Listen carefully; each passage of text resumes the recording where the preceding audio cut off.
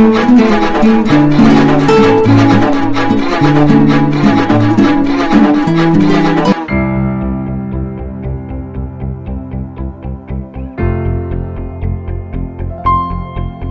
Hindustan liver का देश का पहला वनस्पति घी था, जिसके मालिक थे स्वतंत्र भारत के उस समय के सबसे धनी सेठ रामकृष्ण डालमिया। टाटा, बिड़ला और डालमिया ये तीन नाम बचपन से सुनते आए हैं, मगर डालमिया घराना अब न कहीं व्यापार में नजर आया और न ही कहीं इसका नाम सुनाई देता है। वास्तव में डालमिया जी ने स्वामी करपात्री जी महाराज के साथ मिलकर गौहत्या एवं हिंदू कोड बिल पर प्रतिबंध लगाने के मुद्दे पर नेहरू से कड़ी टक्कर ले ली थी। जहां तक रामकृष्ण डालमिया का संबंध है, वे राजस्थान के एक कस्बा चिढ़ावा में एक गरीब अग्रवाल घर में पैदा हुए थे और मामूली शिक्षा प्राप्त करने के बाद अपने मामा के पास कोलकाता चले गए थे।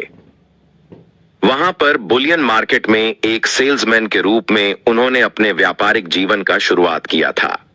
भाग्य ने डटकर डालमिया का साथ दिया और कुछ ही वर्षों के बाद वे देश के सबसे बड़े उद्योगपति बन गए।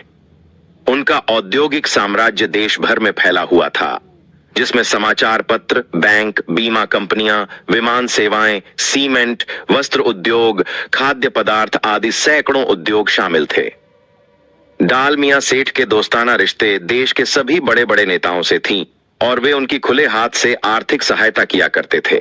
इसके बाद एक घटना ने नेहरू को डालमिया का जानी दुश्मन बना दिया। कहा जाता है कि डालमिया एक कट्टर सनातनी हिंदू थे और उनके विख्यात हिंदू संत स्वामी करपात्री जी महाराज से घनिष्ठ संबंध थे। करपात्री जी महाराज ने 1948 में एक राजनीतिक पार्टी राम राज्य परिषद स्थापित की थी। 1952 के चुनाव में यह पार्टी लोकसभा में मुख्य विपक्षी दल के रूप में उभरी और उसने 18 सीटों पर विजय प्राप्त की। हिंदू कोड बिल और गोवध पर प्रतिबंध लगाने के प्रश्न पर डालमिया से नेहरू की ठन गई। नेहरू हिंदू कोड बिल पारित करवाना चाहता था, जबकि स्वामी करपात्री जी महाराज और डालमिया सेठ इसके खिलाफ थे। हिंदू कोड बिल और गोहत्या पर प्रतिबंध लगाने के लिए स्वामी करपात्री जी महाराज ने देशव्यापी आंदोलन चलाया, जिसे डालमिया जी ने डटकर आर्थिक सहायता दी। नेहरू के दबाव पर लोकसभा में हिंदू कोड बिल पारित हुआ, जिसमें हिंदू महिलाओं के लिए तलाक की व्यवस्था की गई थी।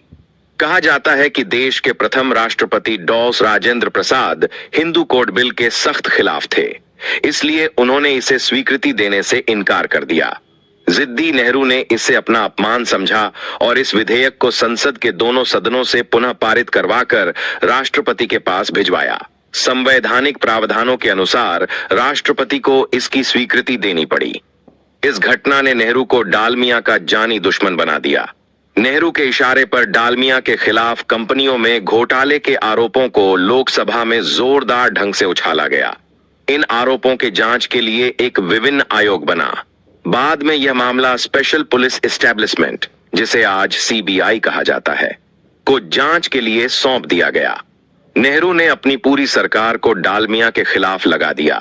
उन्हें हर सरकारी विभाग में प्रधानमंत्री के इशारे पर परेशान और प्रताड़ित करना शुरू किया। उन्हें अनेक बेबुनियाद मामलों में फंसाया गया। नेहरू की कोप दृष्टि ने 1 लाख करोड़ के मालिक डालमिया को दिवालिया बनाकर रख दिया।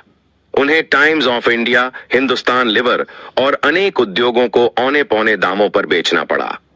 अदालत में मुकदमा चला और डालमिया को 3 वर्ष कैद की सजा सुनाई गई। तबाह हाल और अपने समय के सबसे धनवान व्यक्ति डालमिया को नेहरू की वक्र दृष्टि के कारण जेल की कालकोठरी में दिन व्यतीत करने पड़े। व्यक्तिगत जीवन में डालमिया बेहद धार्मिक प्रवृत्ति के व्यक्ति थे। उन्होंने अच्छे दिनों में करोड़ों रुपए धार्मिक और सामाजिक कार्यों के लिए दान में दिए। इसके अतिरिक्त उन्होंने यह संकल्प भी लिया था कि जब तक इस देश में गोवध पर कानूनन प्रतिबंध नहीं लगेगा, वे अन्न ग्रहण नहीं करेंगे। उन्होंने इस संकल्प को अंतिम सांस तक निभाया। गौवंश हत्या विरोध में 1978 में उन्होंने अपने प्राण त्याग दिए। नेहरू के जमाने में भी 1 लाख करोड़ के मालिक डालमिया को साजिशों में फंसा के नेहरू ने कैसे बर्बाद कर दिया।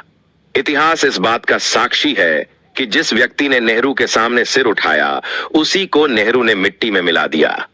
देशवासी प्रथम राष्ट्रपति डॉ राजेंद्र प्रसाद और सुभाष बाबू के साथ भी यही हुआ था।